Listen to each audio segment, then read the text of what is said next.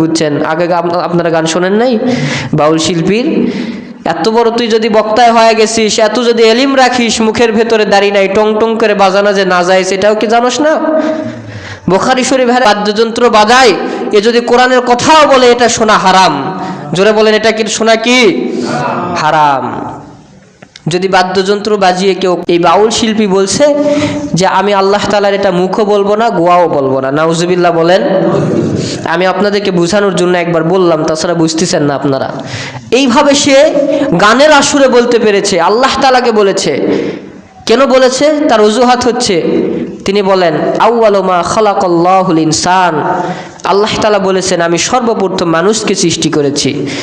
আবার আরেকটা জায়গার ভেতরে আল্লাহ তাআলা বলেছেন আউয়ালু মা খালাকান নূর, আল্লাহ তাআলা সর্বপ্রথম নূরকে সৃষ্টি করেছেন। আউয়ালু মা খালাকাল কলম, আল্লাহ তাআলা আগে মানুষের কলবকে সৃষ্টি করেছেন।